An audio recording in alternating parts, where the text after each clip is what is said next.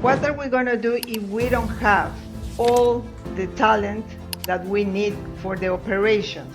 In the US, more than half of mining workers will need replacement by 2029 due to retirement or exits. While the US needs 500 to 1,000 mining engineers annually, we only graduate around 200. It's alarming. What students think about mining, that it's old-fashioned or that it's dirty. I mean, what are we going to do as an industry to show the new generations that it's not dirty, it's not about working as in the past that we've seen photos, it's high tech, it's AI. I would put workforce planning at the same level as capital planning, because if you don't have the workforce, nothing moves.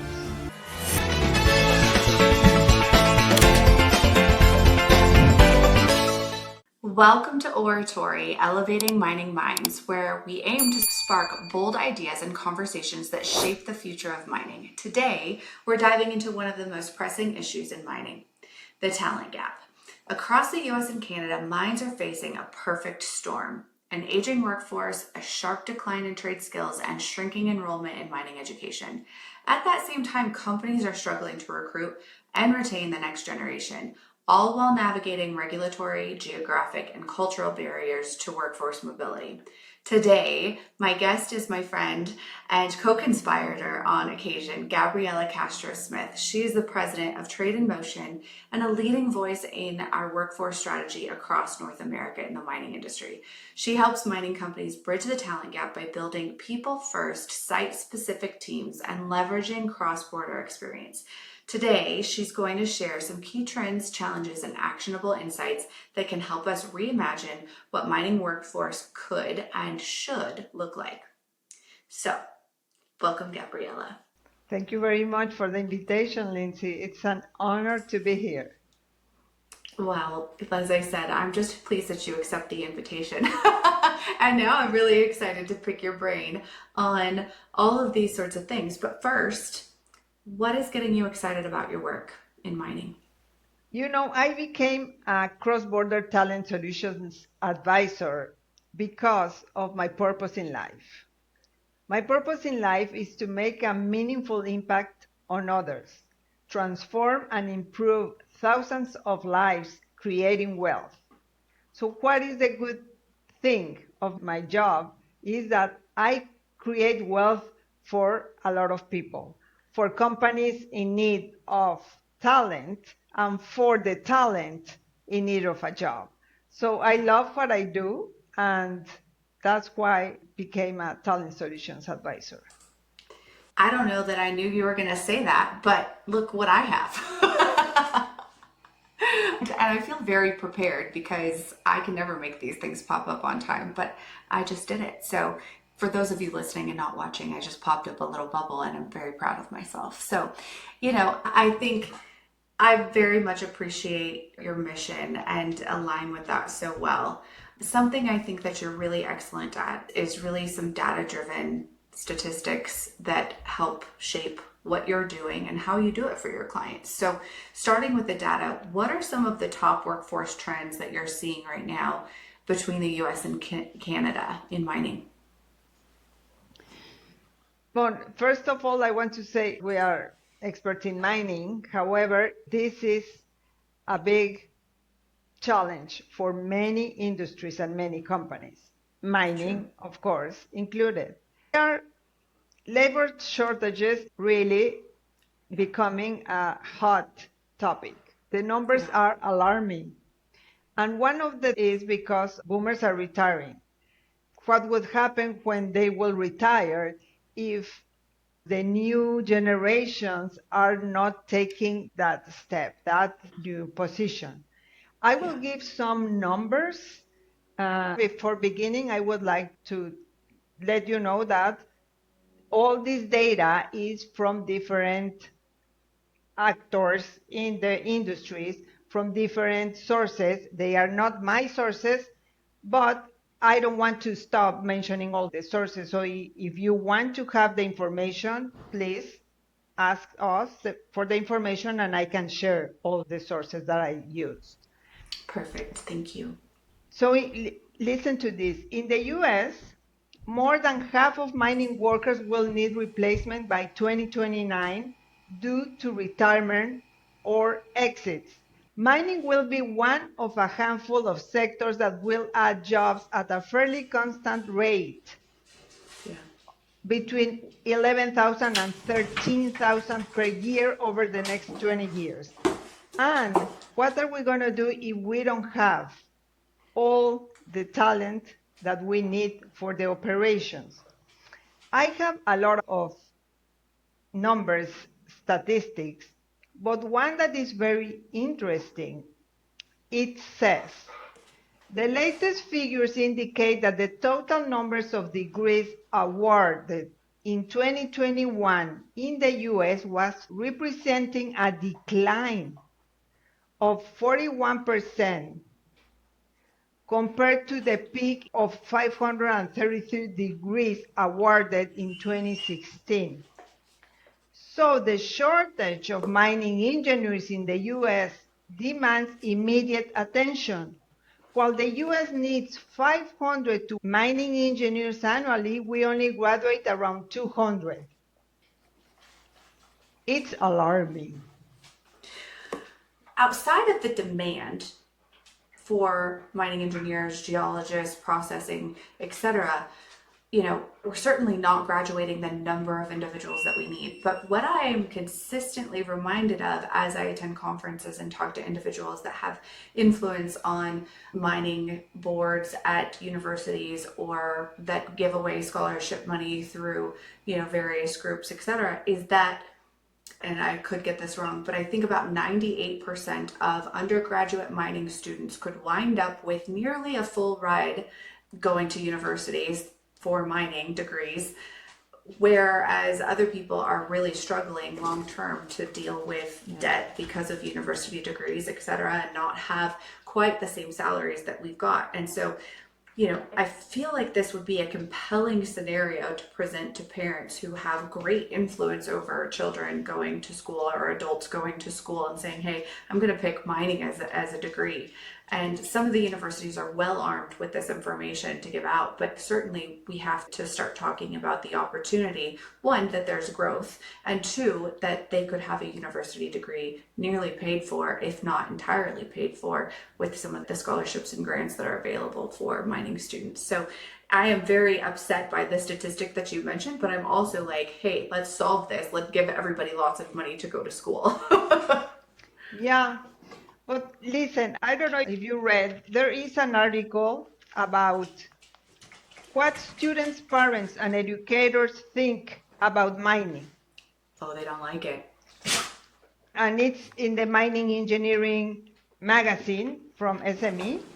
And it's Jody Banta from the University of Arizona who wrote this article, and she presented all this data at the Mining Social License Summit in April of this year. I attended the summit and I was surprised, and all people in the room was surprised. They were saying, really? So what do we need to do? Because you see what students think about mining. If they think about mining that it's old fashioned or that They won't choose. what is the industry showing? And of course, social media has a lot to do with what the students think about mining.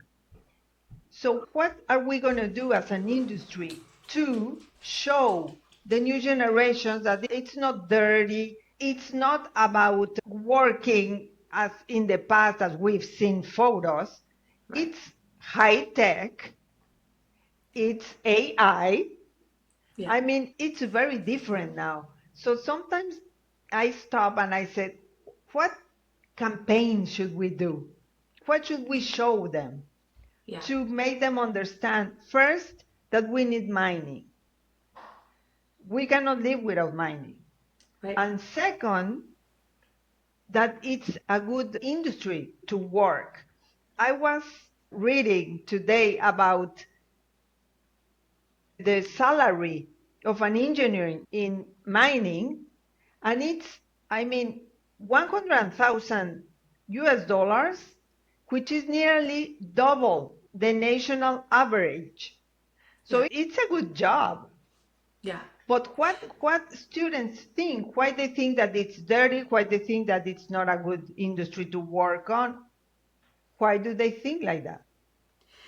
I mean, I understand exactly what you're asking here, and I don't have the right answer for it. I think, being more mindful of getting to students early on, exhibiting that mining is a viable career choice and offering other ideas of what mining is and really educating them and saying, hey, if you think that mining is a problem, perhaps you could be part of the solution, right? Because it's not going anywhere. We need it. But you could influence this from a sustainability perspective. You could influence this from a legal perspective. You could influence this from, looking at AI or technology or automation or whatever some of these sexier little topics are that could get them, excited. And I think sometimes it's totally, they watched Avatar or they saw in a cartoon that this was bad or dirty, or they have some preconceived notion from others that have talked about it. But sometimes the best way of changing something that you don't support is by going within and understanding exactly what's going on.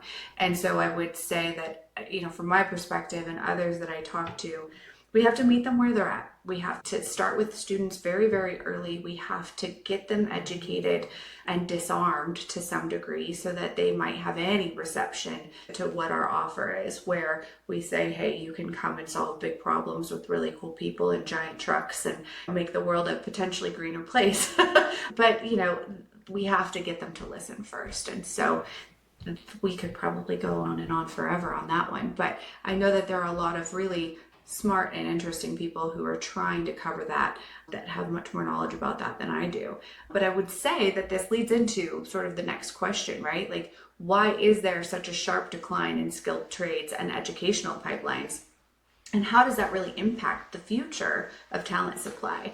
And if you have numbers on this, I would love to hear some of them, because the skilled trades, I think, are an excellent gateway into some of the other areas. You can get in with a company and pursue a degree or upskill, etc., and then wind up being, somebody in a very different capacity. But we need all kinds of different people to make a mining company work. So talk to me about the decline here in skilled trades.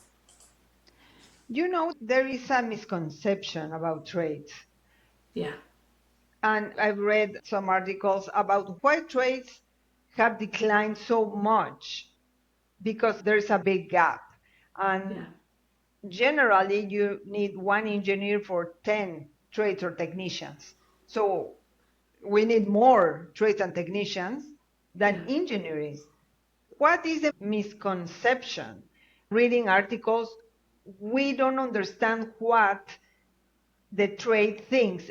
Of course, they think that there are long hours to work, there's a lower prestige, the lack of growth. Maybe in the past was like that, but at this moment, the technicians have very good salaries. And the prestige is going up. To be a good trade or good technician, the companies are getting all those technicians from other companies, because if you are a good technician or a good trade, you get a very good job. Well, and I mean, this, to me, one of the natural examples of this is having really excellent people in your reliability and maintenance department, right?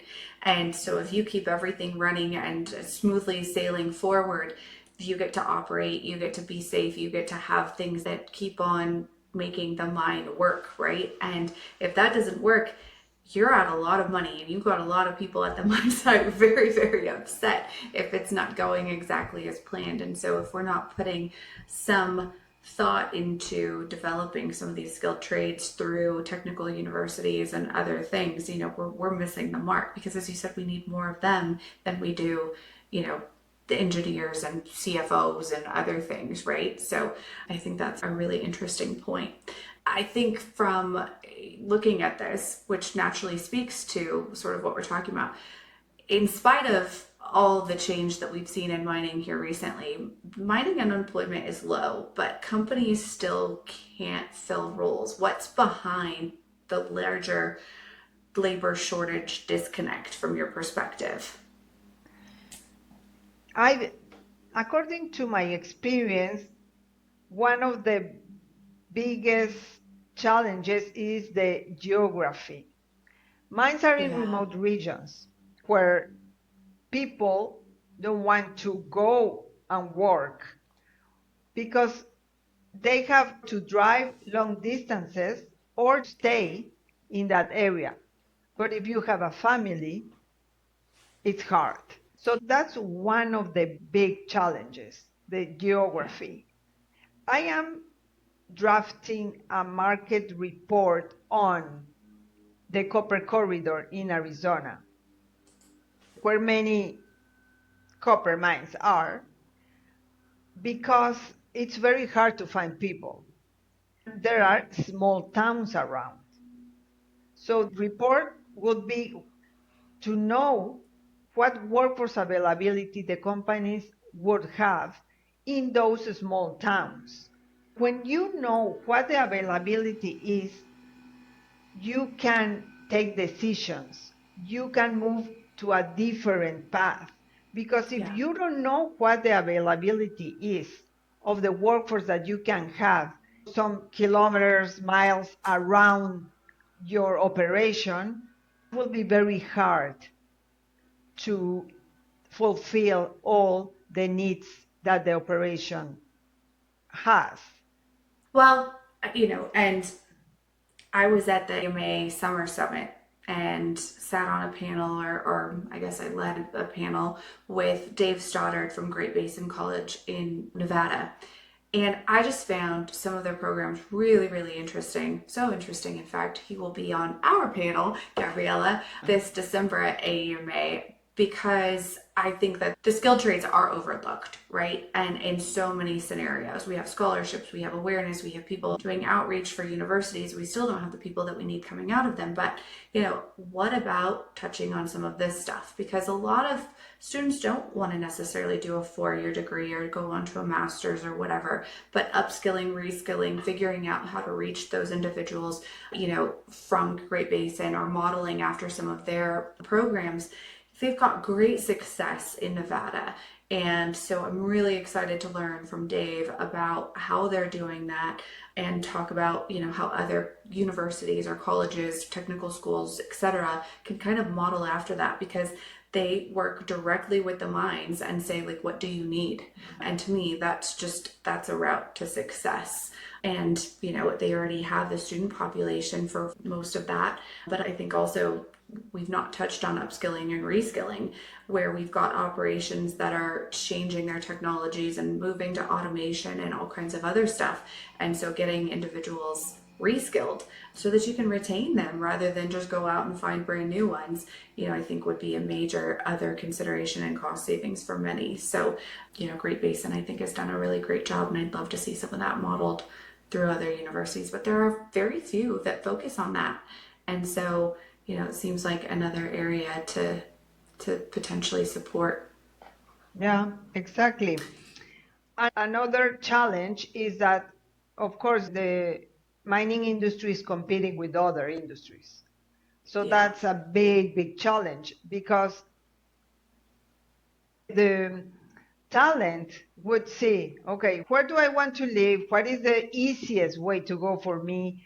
And in many cases, there are other industries that hire all this new generation who want to live in a different way. Yeah. So that's the competition. I think it is. And it's interesting because often when I'm recruiting for a client, they'll be like, well, it's not in a great place or whatever, we'll pay relocation and it's rotational or whatever the circumstances may be. And I think the thing that we often forget still is that now, and I don't have statistics on this, but perhaps we should dig into it, is the vast majority of individuals whose partners would go with them may not work in mining, or may have another job and they can't necessarily work remote or go to another location without sacrificing that other alternative revenue stream, because a dual income household is pretty much standard for many at this point. And so to think like, hey, come out to middle of nowhere, and then risk your spouse's livelihood or career trajectory, it's not always realistic. And so how do you have that conversation, and how do we make sure that we bring in other people or support individuals, with that scenario, right? That's a very, very difficult thing to contend with. And so I know that we lose, certain talent to other industries because of that also. Yeah. So And in the area that I mentioned, the Copper Corridor, there is a group, the Copper Corridor group, I am part of. And one of the ladies was discussing about childcare. And it's very hard to yes. find a childcare facility to leave your children there while you are working.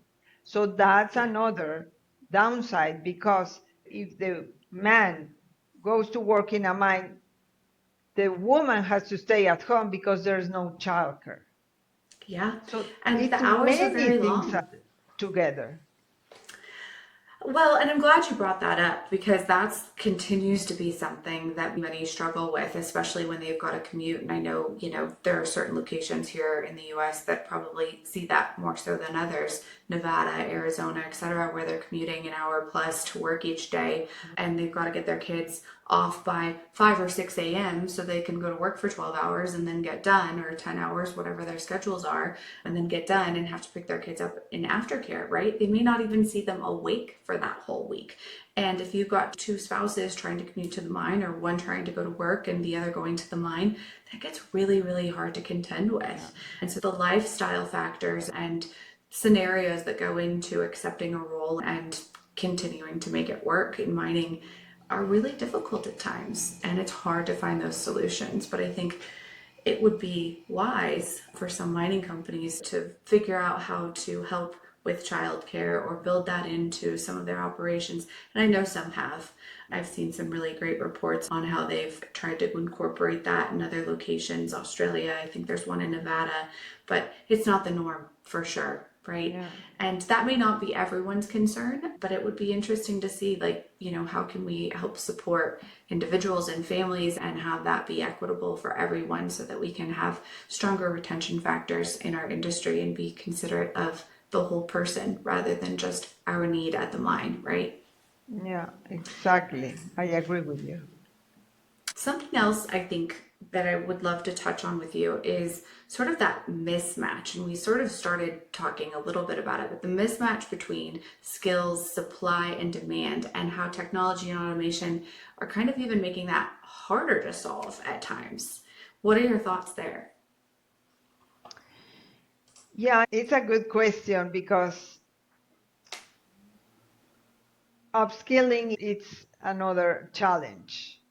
And even though there's robotics and remote operations, it's not the norm. It's not all the mines doing that.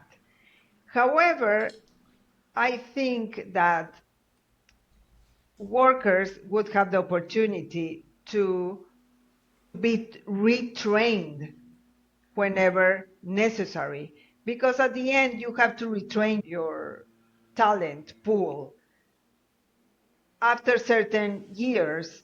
And I Yeah, think that it's a good thing for the company and for the worker or the talent.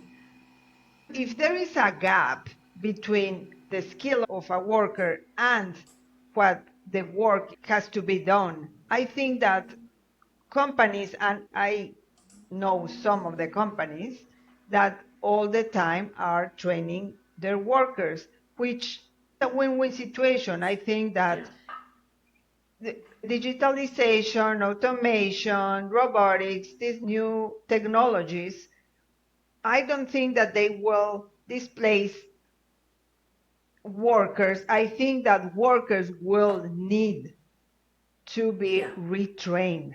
And it's good for yeah, them too. new skills, your brain is working in a different way because you're learning something new.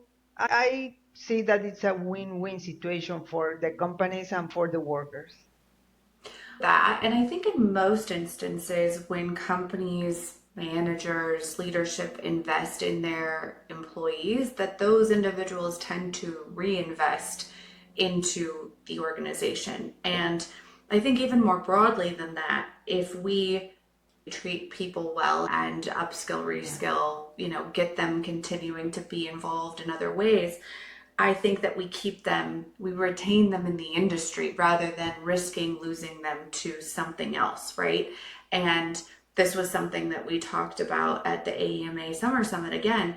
And most everybody, we polled the audience, and there weren't that many of us there, and we're probably biased anyway. But, I thought it was really interesting.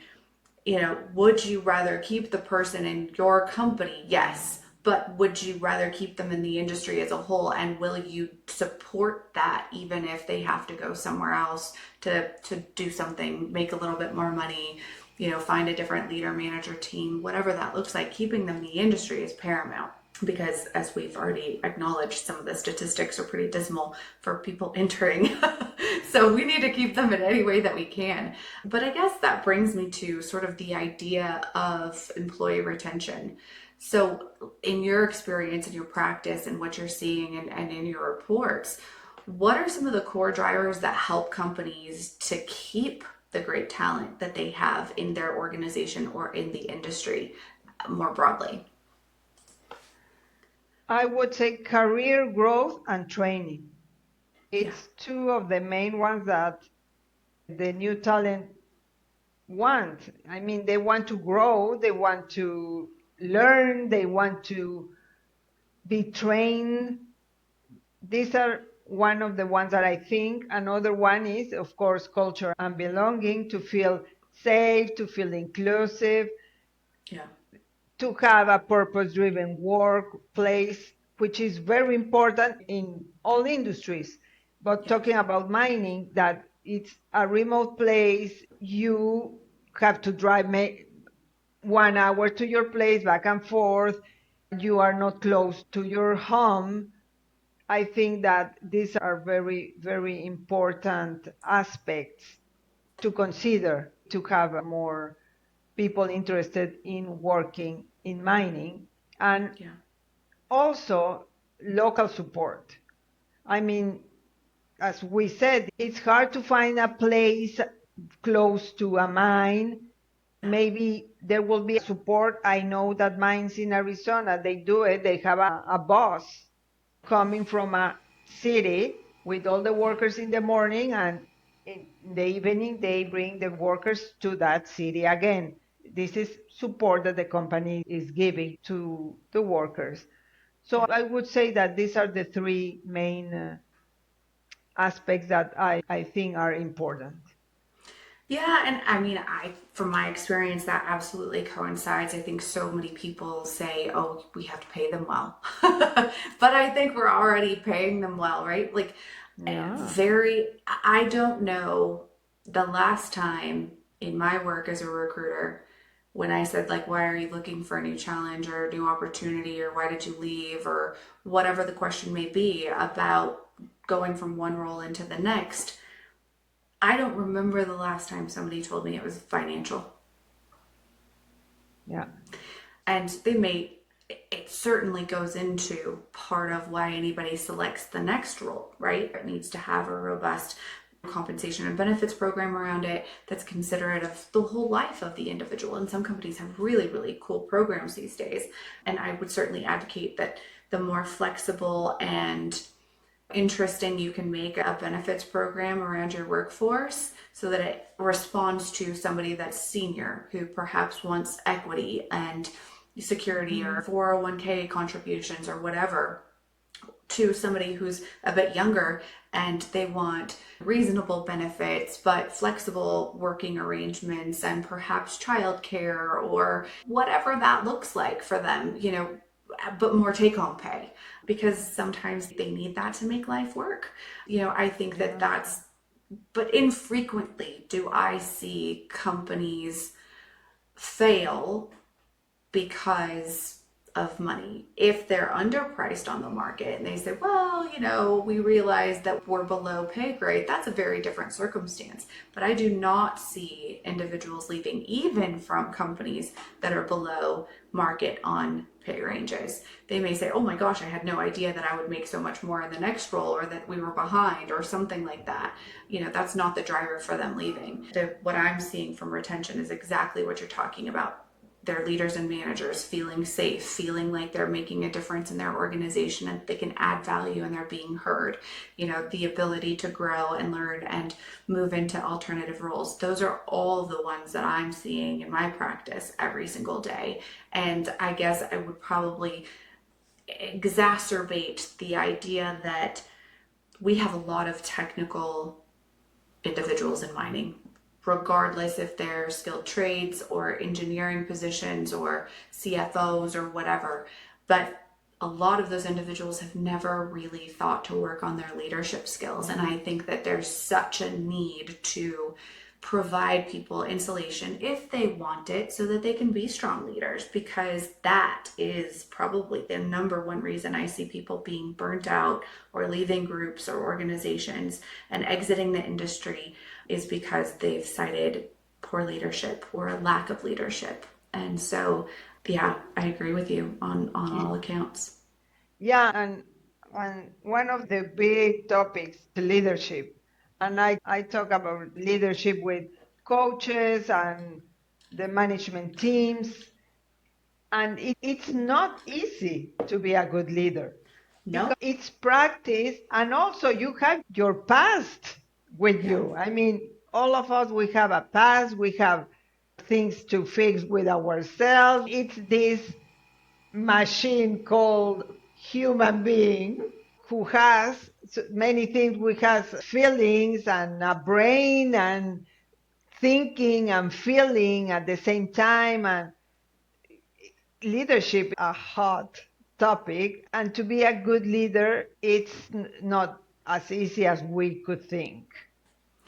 It certainly isn't, but part of and I know you fairly well, and so I know that coaches and looking at yourself and figuring out, how can I do better, how can I learn, how can I share this with others, that's part of your sort of inherent nature. And I've spent a lot of time even on this show talking to coaches and individuals who work and advocate to help leadership, right? Because I think we're all beating to the same drum here, that it's necessary, but that it is really hard and that you may never have it right. It's one of those things in life where you think you were doing well and then you learn something new and you have to implement that into your new practice, or you relearn because somebody else was great around you and you want to incorporate that. But I think that it is a practice and that every day you have an opportunity to potentially do a little bit better. But if we have companies that are receptive and say, okay, you're great at all these things, but perhaps you don't want to be a leader. Perhaps you want to just be technical. We tend to reward high performers with management, leadership, etc. And often they don't want it. And so I think asking, do you want to learn this? Is this important to you? And how can we help insulate that learning curve so that we have strong leaders in an organization might be a good starting place. But coaches, I certainly have leaned on throughout my history as a professional and will continue to do so, because I really do feel like they're an accelerant and help you figure out your stuff very, very quickly. And if they don't, then you find a new coach. But, we use them in all aspects of our lives. And sometimes we forget that they're really a resource for our professional development as well. Yeah, exactly. And being a compassionate leader, understand that you never know what the person in front of you is living. Mm-hmm. You don't, unless you talk about it and create safe places to do that. I just finished reading a book called The E-Suite, which is basically about empathetic leadership. And it was just fascinating. And so, essentially advocating for having workforces that lead with empathy and try to understand what's going on. And there's, it's really rich with statistics and examples of how this has worked and case studies and all of that stuff. But it's a really interesting book. So, but I think we're all learning as we go. God forbid we espouse perfection. I feel like there's so much to focus on every single day that it could become overwhelming. And I think we do already ask so much of the individuals that are working in all of the roles in mining. And we don't have enough people to go around in some instances. And so, asking them to upskill, reskill, be better at something, spend more time being empathetic, it can all feel very, very overwhelming at times as well. And so, I think we have to be mindful of that and building the teams so that people can take a breather and say, I'm overloaded at this point. And I don't think that we're doing that in some instances either. I agree with you. One of the things that I have always really, and probably the reason that you and I met years and years ago and have continued to work together, is your specialty in sort of some of that cross-border mobility. And I think we met, like at least 10 years ago, maybe Yeah. more.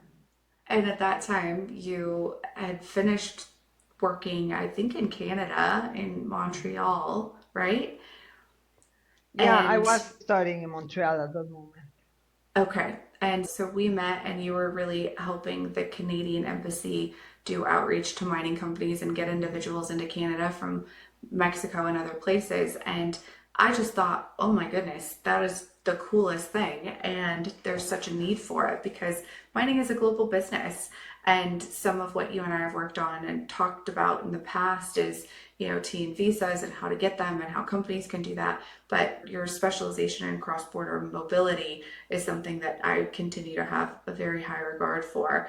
But, I always lean on you and ask, how do we get this person here? Or do they qualify? Or can you talk to a client or whatever that looks like?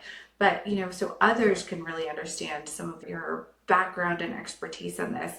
Sort of tell me the story about how you got into that, and then I'll have other questions for you. Sure. As you heard that I am my purpose in life, I decided to help people creating wealth for everyone. Yeah. And one of the things that I do is I have a cross-border mobility program. And it's not only about bringing people from other countries, it's to build a team of locals, because Yeah. locals are first and the main source. Yeah. And after, when you don't find certain positions that are really very hard to fulfill, you can bring Mexicans to work. And I mention Mexicans because, or Canadians could be too, because there Yeah. is a visa related to the USMCA, Yeah. and that helps to bring talent from other parts of North America.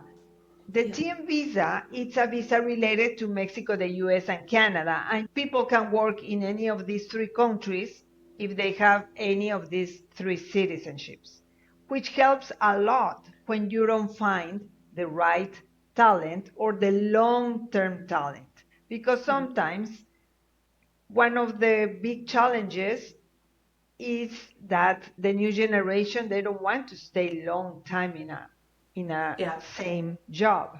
So how do you do it? Always the retention is very, very hard. So what I do is I create teams of STEM professionals, skilled technicians, and general workers. First, looking at the local pool of talent, and if there are positions that are not available, I bring them from Mexico or Canada, talking about Yeah. the US. If we are in Canada, I bring people from the US or from Mexico. And this works very well because you can have one person or the talent from Mexico working for 4 years in a position. Yeah. And that helps the company, even though the locals are moving more, you always have someone in the team staying. Yeah. So that's a good fit. That's what I found. However, the first thing to do, and I emphasize a lot on this is that we need first to know what the availability of local workers is in the area where the operation is. Yeah. And I emphasize it because it's not only bringing people to bring people, it's bringing the right long-term talent. And if you study the operation, all your talent, the one that you will need, and what will be available close to your operation, you can take decisions. You can know what to do. The first step is to write a short report with data, with numbers, and that way will help the management team to take better decisions. Well, I guess a question I have for you on that is, when you're supporting these organizations and they say, Gabriela, we think we're going to have to staff up and this is what we want to do, et cetera, go find the people for us. Do they have any consideration of perhaps doing that a little bit earlier and saying, okay, if we're going to build a mine here in 6 years, perhaps we should start talking to the university or colleges and seeing what the output looks like? Or is that something that you help them to consider because that's not something that they're thinking of at that stage? Yes, I can help with that. That's something to be considered. And there are companies doing that now, not at that early stage, but I know of companies that are 2 years in advance, which is That's fine. pretty 2 years, Yeah. it's a good number. And they are beginning studying because I talked to, in this case, it's not mining, but a company that will need 300 workers in 2 years. They said, we are taking 2 years in advance because we don't know what we're going to do. Where are they going to come from? So they are reaching universities, community colleges. What do you propose? The only thing that is a big challenge here, in this case, with this company in the US, is that the programs are there, but there's a lack of students. The number of students are not as high as the demand of workers in the US and in the area that this company is looking for. So that's one of the big challenges, how to attract more students, more trades, more engineers to fulfill all these positions, even though it's in 2 or 4 years. But you need to find the people. Yeah. Well, I mean, we could say all kinds of things, right? And I'm sure that companies are trying with co-ops and internships and outreach to high schools or whatever that really looks like, or community groups, etc. But sometimes it just falls on deaf ears until somebody's really in a circumstance where they have to go and choose a career or make money or something like that, and then all of a sudden it's just a bit late, right? So, no, I don't have a silver bullet. I wish we did. I guess we would potentially be retired if that was the case, huh? That's true. Well, I think it's fascinating to me that we get to talk about this all the time and brainstorm and sort of watch and see how the market responds or how we can help influence that. But, one of the things you and I are seeing in real time, and everybody else in our industry, is the critical minerals driving such large investment. Ultimately, I'm certainly seeing demand for project teams and other stuff to get these companies moving forward. At this point, a lot of them are study stage, but we've seen lots of consulting groups crop up, other stuff like that, at least in my practice. Are you seeing any increased demand for labor growth supporting some of that critical minerals development? Yes, I see. And a lot of geologists, because many of companies are in the first stage. Yeah. And hard to find. But yes, I've seen in the critical minerals and more companies are investing but not finding the right talent. And I will give you some numbers that I have in Canada and the US. I think that's one of them I have already mentioned, but Canada faces 10,000 mining vacancies, and the US needs between mining engineers annually versus only 200 graduates. So Yeah. we need really to find a way to make things happen because mining is growing and we see it. As you know, I live in Arizona and I see how companies are arriving and doing geological studies, but they have to begin thinking, okay, if in 5 years you are building a mine, begin thinking what, get out of the box. I Yeah. mean, what was happening before and helping to find talent before is not working anymore. We have to find ways to do it. Yeah. Well, it's true, and I've seen this through groups and associations that I'm affiliated with, and there's the continuous conversation around how they retain their membership or attract new membership, and it's the same problem as companies are having ultimately, right? But I think that if we could really put together like a mining think tank of people and say, how do we insulate some of our collective demand by doing X, Y, and Z. And, why not just try some stuff and see what's working and then get real time feedback and then pivot as needed so that we can reach the audiences that we need to reach. And, there are so many methods to communicate anymore. But I think in our industry, we tend to communicate with one another very, very well. And then we lose that reach outside of the mining industry. And so, how do we get the word out? How do we get more support? How do we get more investment? How do we get more students? And, this is not the first time nor the last that I will say this in the show or in a conversation that I have with somebody in our industry.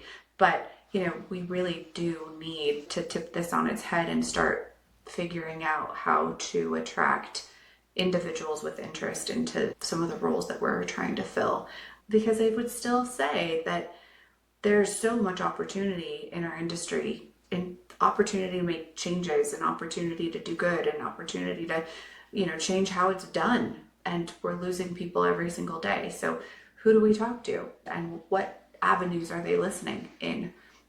Because information is, there's a lot of it out there, but shelf life for it is pretty finite at this point. And so I feel like you have to continue this outreach often and change that as you see the feedback on it so that it stays out there, because I feel like in 3 days it's gone because it's been replaced with something else at that point. So I don't know how to fix it yet. Yeah, exactly. I mean, at this moment, we are, I think, all doing like saying what new ways of of doing things, of finding talent. But I think that we all, recruiting companies like advisors, community colleges, universities, government, companies, we all need to get out of the box and think in a different way and all together find different paths Yeah. of recruitment at Yeah. this moment. And I listen, I am part of the Nevada Mining Association, and there is a workforce committee. And in the last meeting, I attended. In fact, I drove 15 hours from Arizona to Elko. That's And dedication. yeah, long trip, very nice but long. And they were saying they were really changing the Yeah. way the talent is working now. They say, okay, now instead of working seven days and on and 7 days off, we do 3 days on, 3 days off. They are trying Yeah. to change the way people work, and they are, it's a test. They said Yeah. we are testing and we are Yeah. finding new ways. We don't know if it will work, but if it works, we have the right formula. Yeah. So I see companies doing differently and try, Yeah. which is good, and the trial and error. And Yeah. you will see what works and what doesn't work. But if you don't change, you will never know that there are other ways to do it. Well, I think that we're well aware in the mining industry that sometimes we've done it this way for a long time, so we continue to do it that way. And it's our own worst enemy internally, but we keep falling back on that. And we're going to get to a point, I think, where that no longer serves us. And out of necessity, it will force us to do things differently. So I very much appreciate those who are trying and experimenting and sharing that knowledge with others, because I don't know that without that we're going to have any alternative solutions anytime soon. Yeah, we As I have look to at, innovate.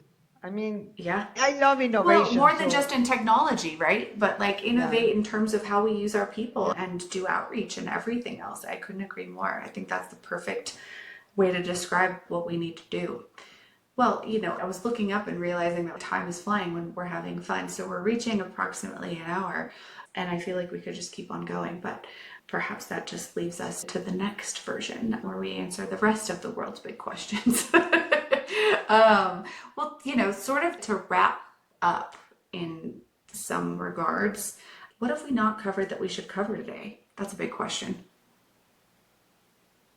I think that we covered everything. We had a very good conversation.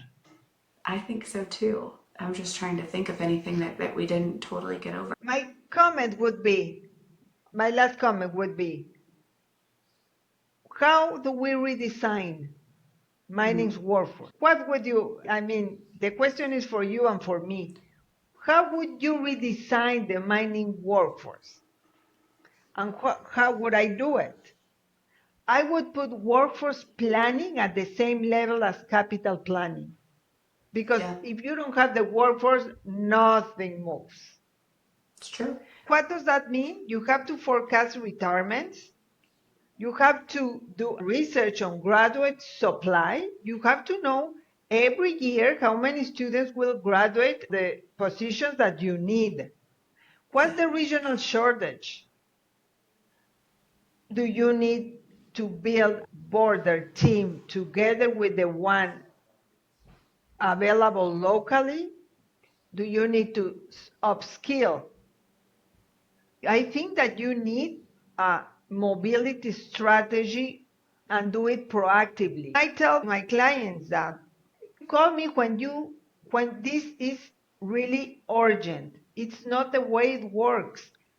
For me, my ideal client is the one that says, let's plan for the future.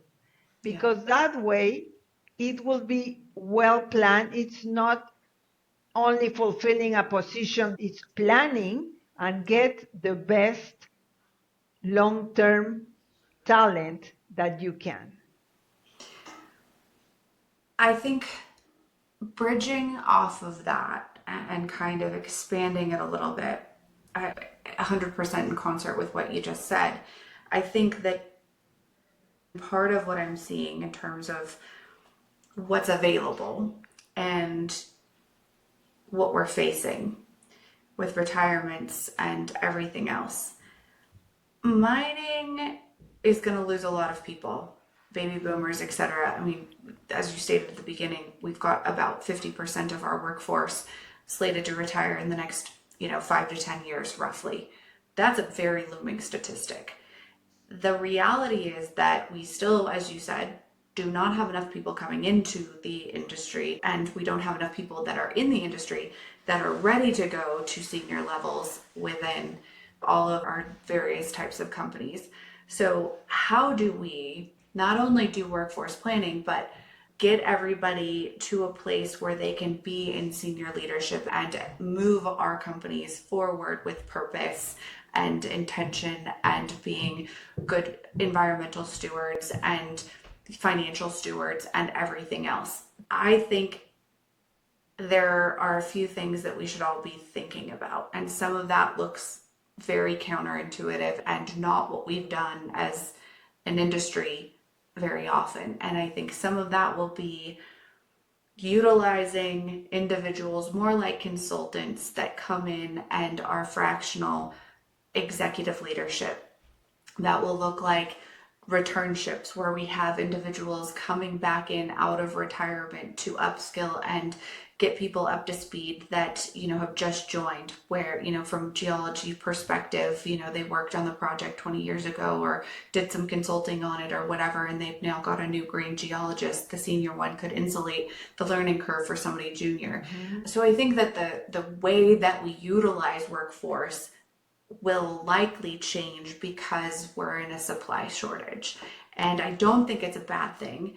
I think that if anything else, we're seeing the desire for many people to kind of become generalists. In some cases, entrepreneurs, solopreneurs, consultants that have a variety of work because it keeps them interested. And the idea that they can work for a major for 20 or 30 years is no longer the reality for many people that are one in the industry or two entering it. And so how do we keep people doing great work and applying their skills to all of the places that we're going to need it? And I think that, from a very futuristic standpoint, it looks like consulting and fractional work and sharing knowledge and cooperative sort of agreements that are not sharing information that they shouldn't be, but that are insulating our workforce until we figure out where to get the rest of them from. So, but otherwise, I totally agree with where you started. I just think that without putting that little 2 cents in, I'm not sure how we're going to get to where we need to be in the short term. Yeah, so let's innovate. Yeah, we got to innovate. I love it. Well, with that, I thank you for being here so much and sharing your knowledge and your time with us. And I guess what I will leave our listeners with is, Gabriela has really reminded us that solving the mining talent crisis isn't just about filling roles. It's about really redesigning a system that works for us for the longer haul, from education and perception to policy and retention. It's really complex and muggy, but we all start with people, right? And so ideally, we gave you some things to think about or some insights or inspiration, and hopefully, our listeners can reflect on what you can do or what your company can do to build potentially a more resilient and future-ready workforce. With that, this is Ore-atory, Elevating Mining Minds, and thank you so much for listening. If you have comments, feedback, ideas for future episodes, we are all ears. So please, leave us a rating on wherever you may be listening, and we'll see you next time. Thank you very Gabriela. much.